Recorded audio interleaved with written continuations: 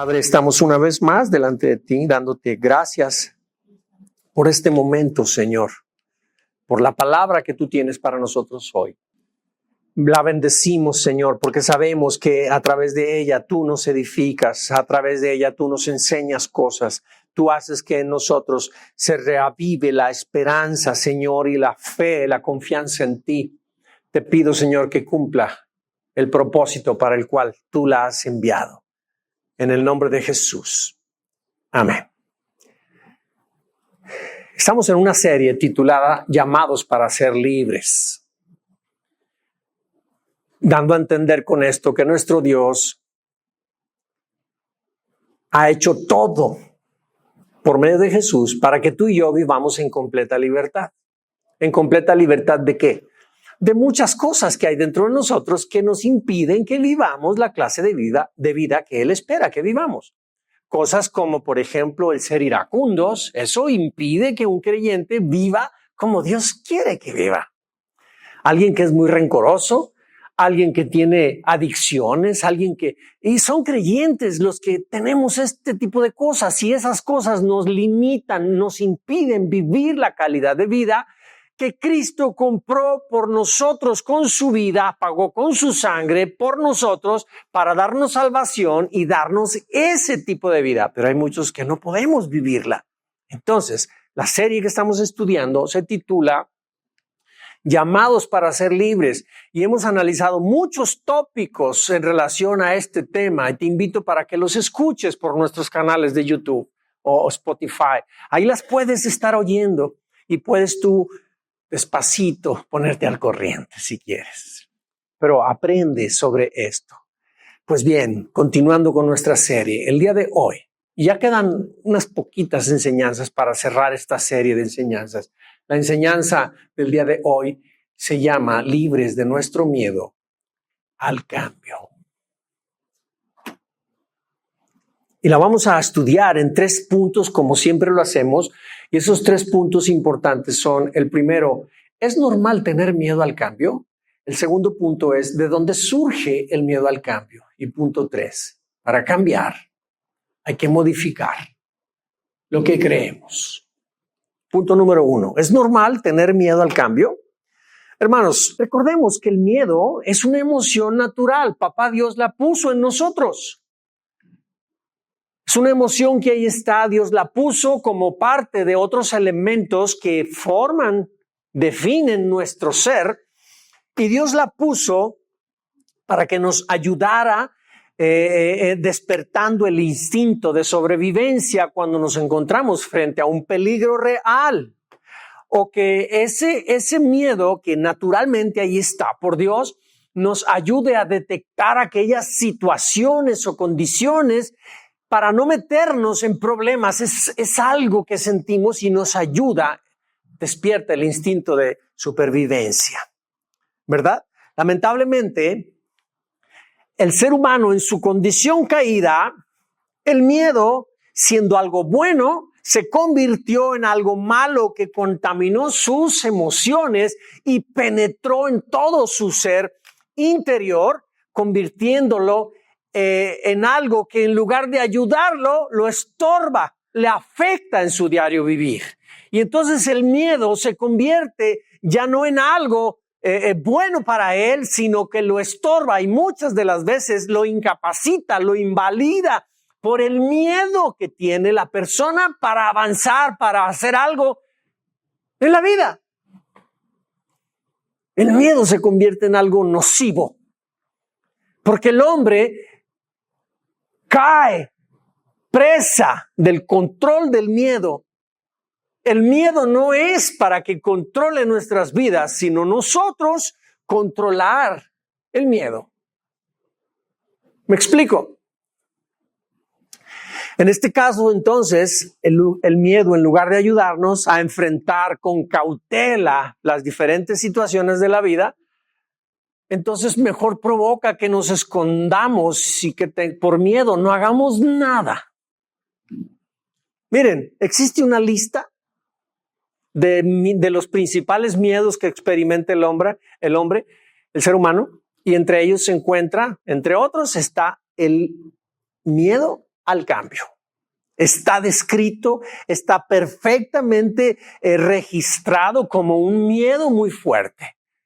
Y te comento, el primer miedo que siente el hombre es el miedo a la muerte. Hay quienes aseguran que el segundo miedo es el miedo a pararse enfrente de un público, a hablar en público, es pánico escénico. Y hay otros miedos y entre ellos está el miedo al cambio. Y mira, ¿cómo se llama el miedo a los nuevos cambios? Ese miedo tiene su nombre científico y ese miedo se llama neofobia. Son dos palabras. La palabra neo se refiere a algo nuevo y fobia es a miedo. ¿Sí? Neofobia, nuevo, miedo a algo nuevo. Es un miedo irracional y desproporcionado por vivir nuevas circunstancias, nuevas situaciones, tales como, por ejemplo, el primer día de trabajo, te cambiaste de trabajo, el primer día que vas a trabajar, ¿qué sentimos? Miedo. O cuando, por ejemplo, nos dice el dueño de la casa que ya no nos la va a rentar y entonces tenemos que buscar cómo a rentar otra casa y se llega el momento y hacer contrato y luego llega el día del cambio. ¿Qué siente uno ante un evento de estos? Miedo. ¿Qué sientes, mija, por lo que vas a ir a presentar? Miedo. Es normal. Cualquiera de nosotros, es más, tengo un problema, tengo necesidad de algo y tengo que ir a hablar con tal persona. Y antes de ir dice uno, ay, ¿cómo le digo? ¿Qué le digo? ¿Cómo lo hago? Todo mundo sentimos miedo. Para cualquier cosa. Para cualquier cosa. Cuando por primera vez vamos a tomar un coche para manejar, estamos aprendiendo a manejar, sentimos miedo. Delia, la primera vez que te atendiste a un paciente, sentiste miedo. Yo me acuerdo, después de haber estudiado 4 años, año de internado, servicio social, hice prácticas y demás, cuando tuve que atender el primer paciente, tuve miedo. Cuando se iban a casar, ¿qué sentían? Miedo. Cuando llegó el primer hijo, sabían que estaban enamorados, ¿qué sentían? Miedo. ¿Verdad? Todo eso. Ese miedo es neofobia. Es neofobia. Pero, como dijo Lino, hay niveles. Y la neofobia se encuentra en un nivel, pero hay otro nivel de miedo. Y ese otro nivel de miedo se llama metatesiofobia. Metatesiofobia. Y este tipo de miedo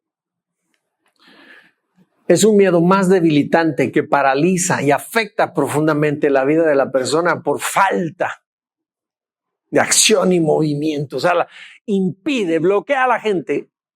No tiene trabajo, necesita para comer, pero tiene un miedo, ir a buscar, atreverse a dar un paso, ponerse en acción, hacer un movimiento. Isaac, hace 2 años estabas lleno de miedo,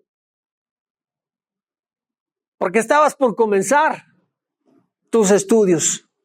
Bueno, era una especialidad. Entonces, cuando le iba a comenzar, me acuerdo que vino Isaac y me decía, Eleazar, así de por sí es serio, mesurado, se acercó conmigo y, Eleazar, voy a hacer esto, pero quiero que ores por mí, porque se avecina un tiempo así. Entonces, el miedo ahí estaba. Pero cuando ese miedo es de tal magnitud que nos paraliza, provoca en nosotros pánico, provoca en nosotros ansiedad, provoca en nosotros un miedo irracional que nos controla, estamos nerviosos, sudorosos, taquicárdicos, llega la noche, no queremos dormir porque no podemos, tenemos miedo, tenemos sueños terroríficos, todo esto por la situación que estamos viviendo, ¿verdad? Entonces, cuando vamos nosotros a enfrentar todo aquello, pues la metatesiofobia es un miedo que nos paraliza, pero en extremo, al punto que nos bloquea de tal manera que no hacemos nada. No podemos literalmente hacer nada. ¿Sí? Entonces, hermanos, el ser humano se resiste al cambio de manera natural. Es algo que sentimos naturalmente. Y es un mecanismo de defensa que hay en nosotros, de nuestro cerebro, que está diseñado para sobrevivir ante todas circunstancias. ¿Sí? Miren, hoy se sabe mucho en relación a este tema y cómo responde el cerebro. El cerebro es plástico, es moldeable. El cerebro tiene respuestas ante las circunstancias. Hoy sabemos por la neurociencia que nuestro cerebro se adapta y aprende nuevos aprendizajes ante las nuevas circunstancias y permite que cambiemos antiguos esquemas por nuevas pautas de conducta. Y cuando eso está sucediendo en nosotros, estamos aprendiendo algo nuevo, el cerebro empieza a hacer nuevas conexiones de un hemisferio con el otro y el cerebro sufre modulaciones en sus lóbulos, en sus... ustedes cuando ven al cerebro lo ven con un montón, como si fuera intestinos hechos bola, ¿verdad? Son lobulaciones y todas esas cosas están en constante movimiento y reacomodo debido a los nuevos aprendizajes. Hay maduración, hay más densidad cerebral, hay más conexiones cerebrales. Nosotros vamos creciendo, vamos siendo cada vez más aptos para salir adelante de circunstancias cada vez más difíciles. ¿Sí me explico? Esto que está pasando en el cerebro se llama así, neuroplasticidad cerebral. Entonces, las circunstancias estimulan nuestro ser interior para generar ese proceso de adaptación. Es interesantísimo esto que hay en nosotros. Y fíjense una cosa, justo esto, no hay un problema en el que el ser humano no tenga la capacidad de crecer, de adaptarse y superarlo. No hay un solo problema. Y esto nos hace semejantes a nuestro Dios, que es todopoderoso. ¿Me explico? Muy bien, punto número 2. ¿De dónde surge el miedo al cambio? Bien, el miedo a enfrentar lo desconocido está directamente relacionado con el nivel de autoestima que tiene una persona. Es decir, tanto más insegura es la persona y más dependiente de otros, es mayor su miedo para enfrentar los cambios. Así es que, si no entendemos bien sobre la autoestima nuestra, sobre el sentido de seguridad que tenemos, los miedos y los temores que hay en nosotros nos van a gobernar en lugar de que nosotros les gobernemos. En la Biblia, hermanos, tenemos muchas historias que ilustran muchas de las facetas de nuestras vidas. Con ellas Dios nos enseña que es necesario cambiar. Porque no cambiar, hermanos, trae consecuencias que Dios quiere evitarnos. ¿Sí? En la historia de Saúl, tú y yo vemos a un hombre con grandes características. Era un hombre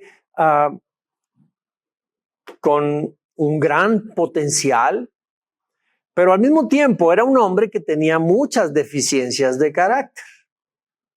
¿Sí? Y la Biblia lo describe, pero hay que ser muy minuciosos y observador para poderlas detectar. Saúl fue escogido directamente por Dios para que fuera rey sobre el pueblo, sobre la nación de Israel. Pero Saúl tenía en su interior muchos temas que él no había resuelto. Como cualquiera de nosotros los tiene hoy en día. Muchos temas que hay dentro de nosotros que no hemos afrontado, que no hemos resuelto. Y si nosotros no nos damos por enterados y no hacemos algo para enfrentar esas cosas nuestras, esos dilemas de adolescente, esos dilemas, cosas que tenemos y no las resolvemos, nos van a cobrar factura. Y lo que Dios desea es que no pase eso. De allí la neuroplasticidad. De allí nuestra capacidad de poder ver algo y entonces ser estimulados por ello y empezar nosotros a crecer y empezar a hacer conexiones neuronales para que tengamos capacidad para ver, para distinguir problemas y entonces resolverlos. Y nuestro cerebro se va modificando y vamos adquiriendo maduración, maduración, maduración, maduración. ¿Están conmigo? ¿No los estoy perdiendo en lo que estoy hablando? Muy bien. En la Biblia entonces se ve a Saúl como un hombre acomplejado y que tenía una autoestima muy baja. Y antes de leerte un versículo donde se demuestra esto, quiero preguntarte, ¿sabemos qué es la autoestima? ¿Sí sabemos? La autoestima es lo que creo de mí mismo. Tiene que ver con la dignidad propia, con el valor que tenemos de nosotros mismos. Y otra cosa, ¿sabemos qué es el autoconcepto?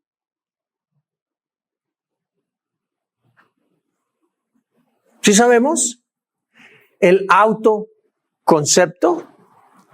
Si la autoestima es lo que creo de mí mismo, el autoconcepto es lo que yo pienso de mí mismo.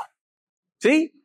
Como por ejemplo, yo tengo habilidades, soy bueno para hacer esto, para hacer aquello, soy capaz de lograr lo que me propongo, soy una persona muy decidida, soy una persona temeraria en todo esto, cuando se trata de emprender algo, tengo el suficiente valor para lograr lo que yo quiero, pero en muchos de los casos, en la opinión o lo que yo pienso de mí mismo es que no puedo, no soy capaz, no tengo yo las cualidades como para hacer tal o cual cosa, etcétera. Entonces, cuando eso está sucediendo, cuando en un ser humano o cuando en un hijo de Dios, la opinión que él tiene de él mismo, en ese instante, el autoconcepto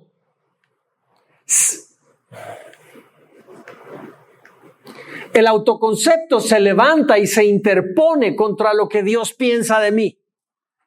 Es decir, es una cosa lo que Dios habla y dice de mi persona, de tu persona, y es otra la opinión que yo tengo de mí mismo. Y ahí hay un conflicto bien tremendo.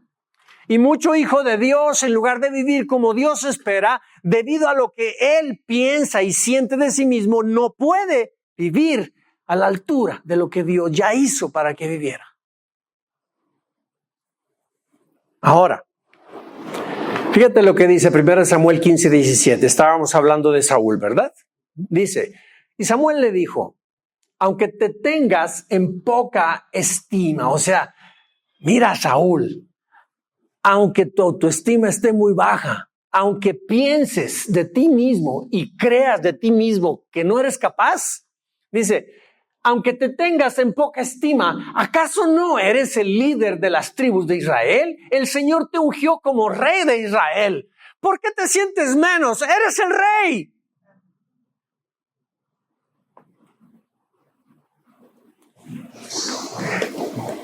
Es como, por ejemplo, Martín, ahí en tu negocio, en tu trabajo, tienes un trabajador y es un muy hablador.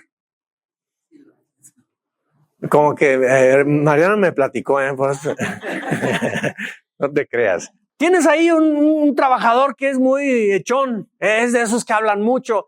Y luego tienen ahí una máquina enorme y tú sabes qué hay que hacer y paso primero esto, después aquello. Y viene contigo y te hace quedar mal frente a tus trabajadores. Porque de que los hay. Hay quienes así son. De acuerdo a lo que a lo que Martín crea de sí mismo y lo que piense de sí mismo, eso es lo que a ti te da seguridad para plantarte y decir, hey, espérame, ¿qué vienes a decirme a mí? Además, soy el dueño. ¿Sí o no? No tantas, pero... Sí. O los niños que se acercan con nosotros. Yo me acuerdo que nuestros hijos estaban... Una de ellas estaba en el kinder y le empezaron a enseñar acerca de los derechos que la UNICEF da a los niños. Y me acuerdo que hubo una ocasión en la que tuvo un comportamiento pues en el que necesitó corrección. Y entonces se levanta y nos dice, es que estás atropellando mis derechos. Mocosa, ¿por qué me levanta la voz? ¿Me explico? O sea, se ponen a decir a nosotros que era su derecho porque la estábamos corrigiendo. Es que los derechos nos dicen que quién sabe qué, los niños tienen derecho a esto, derecho a esto, derecho a lo otro. Y bueno, somos los padres, tenemos que corregirles, ¿me explico? Entonces, nosotros vamos a sentirnos seguros en desempeñarnos como tales en función de lo que nosotros creamos de nosotros mismos. Y eso es lo que Samuel le estaba diciendo a Saúl. Saúl, tú eres el rey. Aunque te sientes que tienes una autoestima muy baja, aunque pienses de ti como que eres muy poca cosa, Dios te ha hecho grande, eres el mayor de todos en Israel, eres el rey. Te envió a una misión y te dijo, ve y destruye por completo a los pecadores, a los amalecitas, hasta que todos estén muertos. ¿Qué significa para ti esa expresión? Hasta que todos estén muertos. ¿Todos son? ¿A los bebés? ¿A los ancianos? ¿A los enfermos? La indicación fue hasta que todos estén muertos.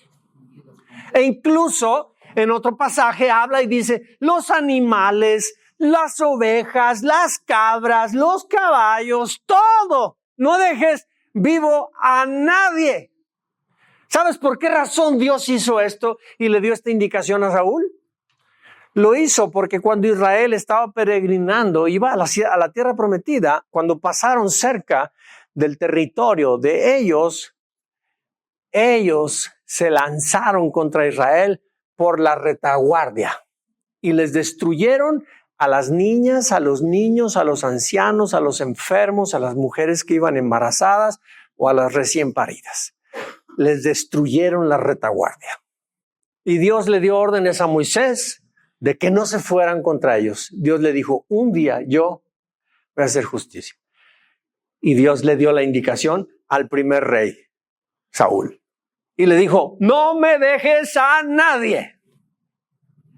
¿Ok? Y luego sigue diciendo, ¿por qué no obedeciste al Señor? ¿Por qué te apuraste a tomar del botín y a hacer lo que es malo a los ojos del Señor? Tú y yo conocemos la historia.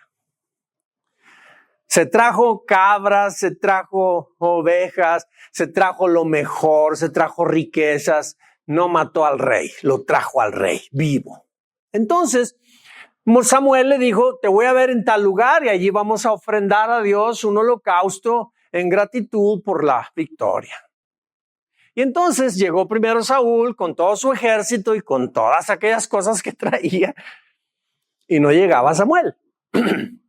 Y el pueblo empezó a desesperarse y a decirle, Saúl, mira que ya, ándale. Y entonces se estaba desesperando y entonces Saúl quiso presentar una ofrenda por sus pistolas y no esperar a que fuera Samuel el que lo hiciera.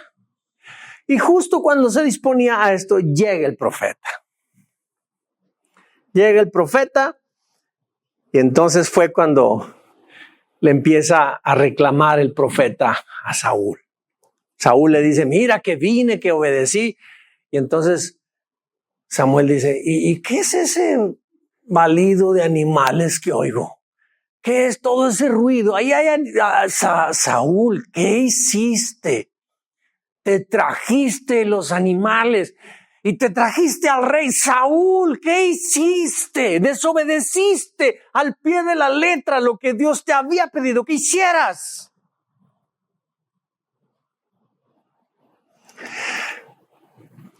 Saúl manifestó mucha inseguridad y una autoestima muy baja, al grado de que no puso atención a lo que Dios le había pedido y tampoco hizo lo que necesitaba hacer.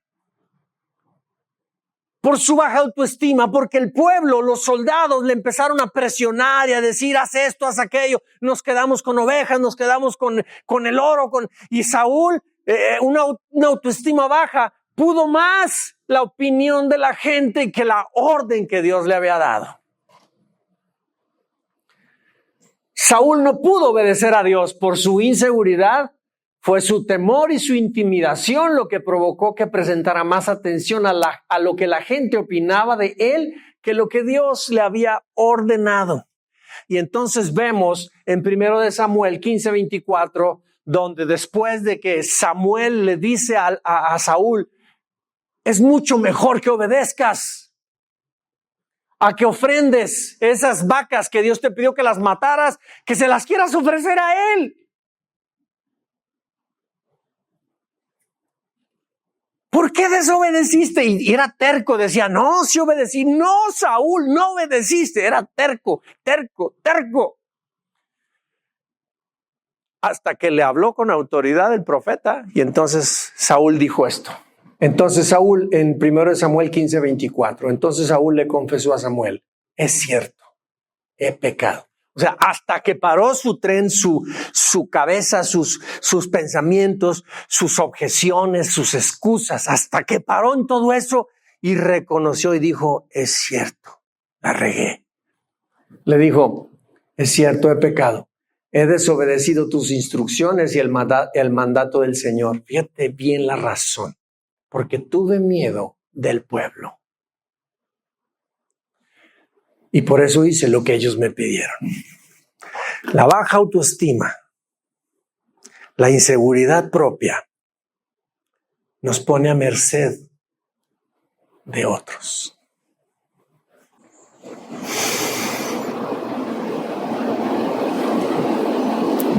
Y quiero decirte una cosa, mi hermano. Si el temor llevó a Saúl a someterse a los deseos de otros y a desobedecer a Dios, también va a hacer lo mismo contigo y conmigo. ¿Sí? Si tú y yo no trabajamos el temor, si tú y yo no trabajamos con la inseguridad y con la baja autoestima nuestra, vamos a vivir agradando a otros, comprando el favor y la amistad de otros, obedeciendo a ellos, sometiéndonos a ellos antes que a Dios. Si a Saúl provocó que desobedeciera de esa forma, ¿quién nos dice que a ti y a mí no nos va a producir lo mismo? Además, Saúl no supo distinguir que su baja autoestima lo perjudicaba y nunca trabajó con ella para echarla fuera de su vida. Por favor, hermanos, no hagamos tú y yo lo mismo. No dejemos que el tiempo pase. Y mira, hemos hablado mucho acerca de cómo nuestra historia, de nuestra infancia, nos ha dejado muchos vacíos y muchas heridas emocionales por falta de amor incondicional. Porque recibimos rechazo, porque recibimos desprecios, maltratos, porque no fuimos validados, etcétera. Por la pobreza en la que se vivió, por mil razones, por el bullying que se hizo sobre nosotros, por tantas cosas. Pero principalmente el rechazo. Esa historia nuestra del pasado ha determinado que dentro de nosotros se configure de una manera errada, de una manera anormal nuestro carácter. De tal manera que el día de hoy que somos adultos, nos gobiernan todas esas cosas no trabajadas que vivimos desde nuestra infancia.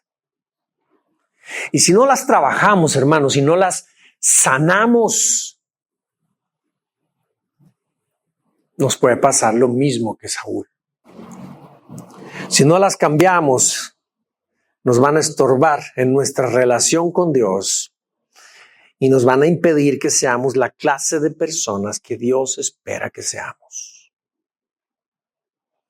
Si no sanamos todo eso, hermanos, no vamos a tener la seguridad para enfrentar todos los retos que hoy nos presenta la vida. Nos vamos a sentir débiles para enfrentar. No vamos a tener suficiente fuerza. Así es que, hermanos, para que tú y yo hoy seamos diferentes, hay que sanar el pasado. Cada uno debe sanar su historia. Necesitamos entrar en ese proceso, hermanos. Porque justo esas cosas son las que nos están robando ser lo que hoy debemos ser. Vamos a continuar siendo personas controladas por nuestros miedos, por nuestras propias debilidades, y jamás vamos a poder lanzarnos a cambiar las cosas que tenemos que cambiar por los miedos que tenemos, por lo débiles que somos interiormente. Y al no hacerlo, entonces no vamos a avanzar, vamos a seguir estancados en conformismo y en la mediocridad. Así que, hermanos, el miedo al cambio es un síntoma que está presente en nuestro comportamiento, que surge desde nuestra propia debilidad de carácter, configurada por la historia que cada uno tenemos desde nuestra infancia. ¿Entendimos este punto? Si alguno de nosotros tiene miedo al cambio, eso está alimentado desde su propia historia que tuvo en su infancia, por no tratar con ella, por no sanarla. Así es que, hermanos, necesitamos dedicarle de verdad fuerzas a esto. Punto número 3. Para cambiar, hay que modificar lo que creemos. La palabra de Dios en 2 Corintios 5:17 dice: por lo tanto, todo el que pertenece a Cristo se ha convertido en una persona nueva. La vida antigua ha pasado, una nueva vida ha comenzado. Si nosotros creímos el mensaje del Evangelio de Dios acerca de la nueva vida en Jesucristo, hoy hemos recibido en nuestro interior una nueva creación para vivir cosas nuevas, para ser diferentes, ¿sí? Así que hoy tú y yo tenemos la opción de vivir creyendo lo que Dios nos dice o continuar creyendo lo que sentimos y lo que nos dice nuestro pasado. Es una opción de cada uno. Esos recuerdos que determinan cómo vivimos el día de hoy. Todas esas deficiencias de carácter. Entonces, en Cristo hemos recibido una nueva mente. Dice, todas las cosas viejas han pasado, ahora todas son nuevas. Pero a cada uno, nuestra propia historia nos dice una versión de nosotros que se contrapone y dice exactamente al revés de todo lo que Dios dice de nosotros. Es tu elección, es mi elección, tenemos libertad para tú y yo creer lo que queramos. Si lo que Dios dice o lo que nos dice nuestra historia. ¿Están conmigo? El creyente, hermanos, debe de aprender a hablar lo que ahora cree. El creyente debe de aprender a hablar la palabra de Dios para su vida. Debe de aprender a hablar lo que cree y lo que ha aceptado en su corazón por Jesús y no lo que siente en relación a sus memorias pasadas. El apóstol Pablo nos dijo lo siguiente en 2 Corintios 4:13 dice: con esa actitud de quienes creen en Dios, nosotros declaramos lo que creemos. Cuando dice declaramos, dice hablamos. ¿Sí? Nosotros hablamos lo que creemos, como está escrito. Creí y por eso hablé. Es decir, nosotros hablamos lo que creemos en el corazón. Y si una persona ha recibido a Cristo en su corazón, pero siente que no vale, aunque la palabra de Dios diga que es valioso, como siente que no vale, porque eso es lo que le dice su historia pasada, entonces, aun cuando tenga a Cristo en su corazón, sigue sintiendo que no vale. Porque eso le dicen sus emociones, eso le dicen lo que siente, eso le dice su pasado. Pero dice la Escritura que las cosas viejas pasaron, son nuevas. Y así deberíamos de vivir.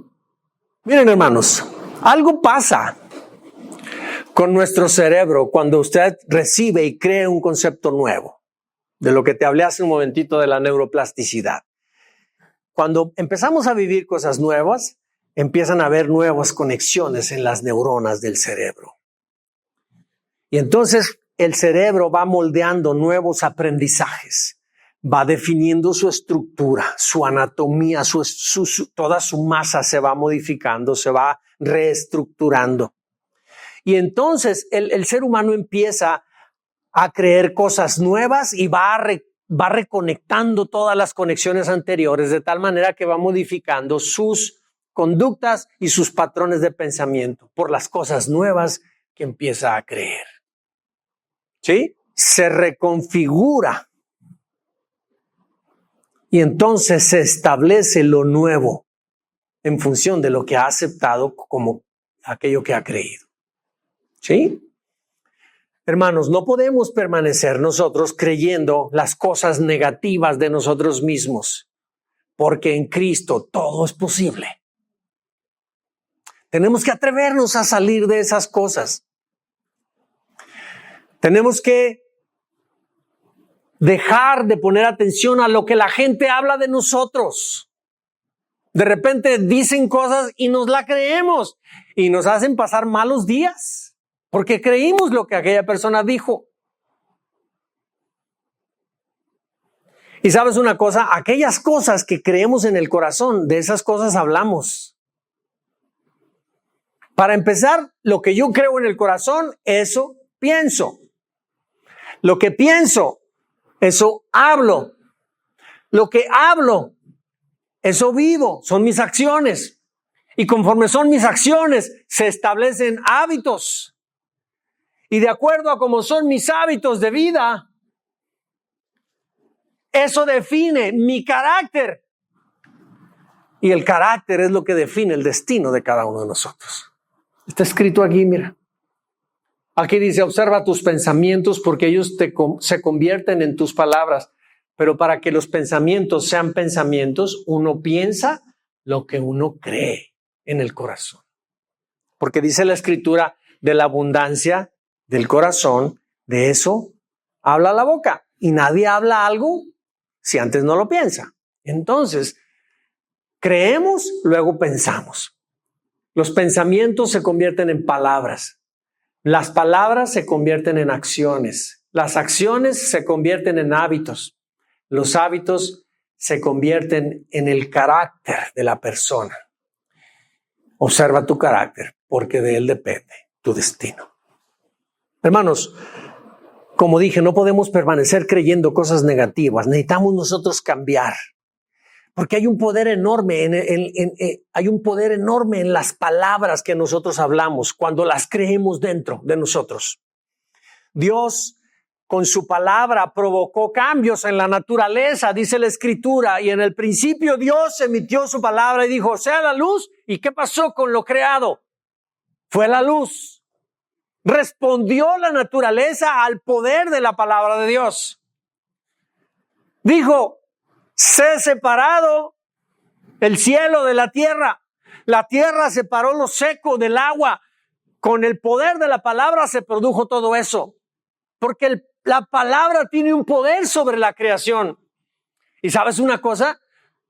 Dios a ti y a mí nos creó a su imagen. Y tú y yo tenemos poder para que la creación responda a lo que tú y yo hablamos desde adentro del corazón, lo que creemos en el corazón. Mira, hay muchos estudios que demuestran que los niños recién nacidos que están en la terapia intensiva, cuando los papás se acercan con ellos y les hablan palabras de amor, les hablan cosas bonitas, los acarician, los aman y demás, esos niños se recuperan más rápido que aquellos que no tienen a papás que les hablan de esa manera.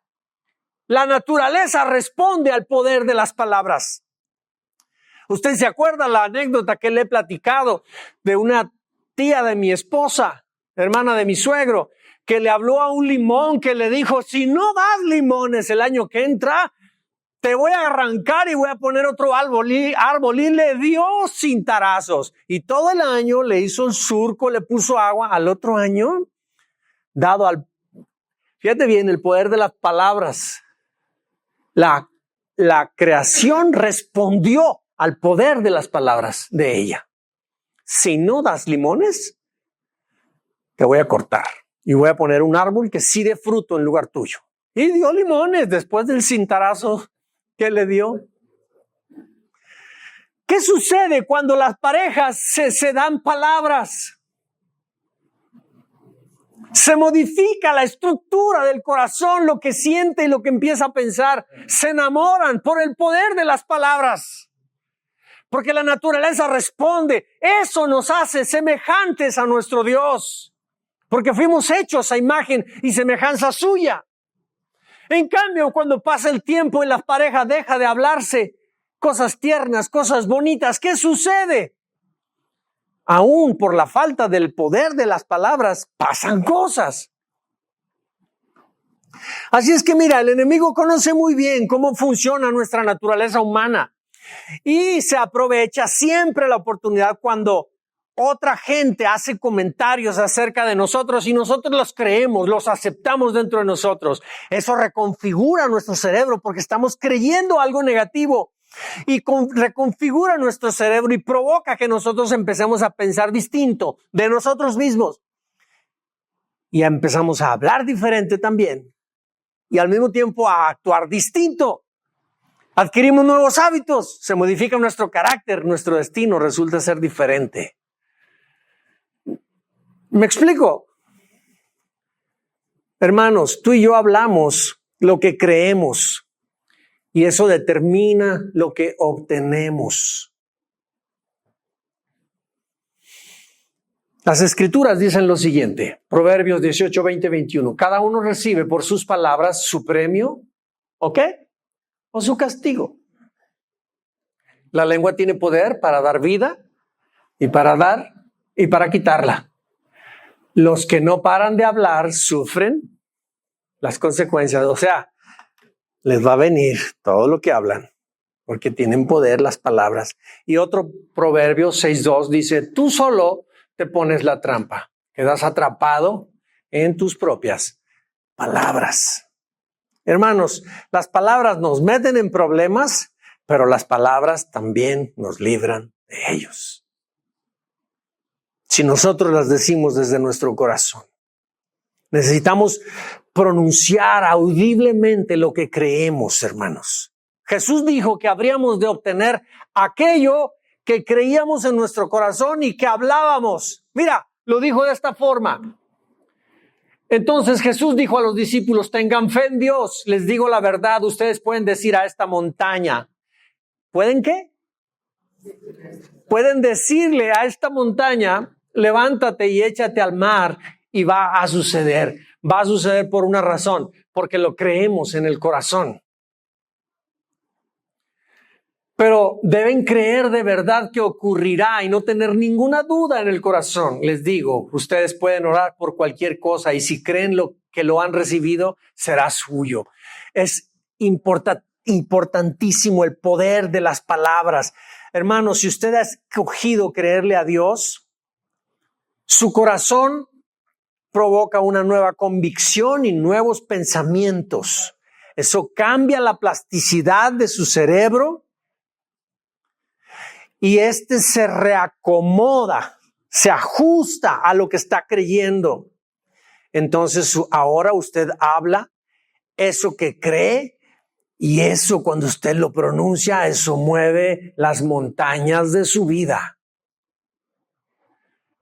Nunca se te olvide, tú y yo hacemos lo que corresponde a nosotros, pero papá Dios es el que hace los milagros. Pero lo hace como consecuencia de tú y yo hablar. Entonces, si alguno de nosotros dice, no puedo cambiar, tengo miedo, concedido. Necesitamos cambiar lo que creemos en el corazón y enfrentar con valor los cambios. Cada cambio en la vida tiene cosas prometedoras para nosotros. Isaac no sabía lo que se iba a enfrentar, tenía mucho miedo, pero empezó a dar los pasos y se empezó a dar cuenta que ese gigante que veía frente a él no era tan grande, ni podía más que él. Si tienes delante de ti cosas que parecen imposibles, no temas, no le tengas miedo a eso, tu temor debe estar en Dios. Cree, el Señor dice, al que cree todo le es posible. Y entonces lo que creemos aquí, empezamos a hablar y empezamos a creer que podemos enfrentar aquello y nuestros problemas, nuestro mar rojo se abre frente a nosotros también. ¿Me explico? Debemos de tener confianza en Dios. Entonces necesitamos cambiar lo que creemos para poder nosotros también hacer los cambios que necesitamos. ¿Sí? Así es que, hermanos, háganle caso a Dios con lo que Él le está diciendo a ustedes, con lo que tienen que cambiar en sus vidas. Háganle caso a Dios. Cada uno sabe, cada uno entiende qué cosas Dios le está hablando que debe cambiar. Hagan caso. No crean la mentira del diablo que usted ya cambió suficiente como para que ya no tenga necesidad de cambiar. Guillermo, hazle caso a Dios. Tienes que cambiar lo que necesitas cambiar. Porque si no, la vida va a seguir siendo igual como hasta ahorita. Para todos nosotros, la vida no nos traerá cosas nuevas si no cambiamos. No debemos de estar nosotros aplastados ante el temor, controlándonos cuando tenemos que hacer cambios. No podemos continuar viviendo así. Dios nos ha dado su Espíritu Santo y con Él nos ha fortalecido de tal manera que tenemos dentro de nosotros todo el poder de Dios operando a través nuestro por medio de la fe. Y no importa qué problemas tengamos enfrente. David tuvo un gigante.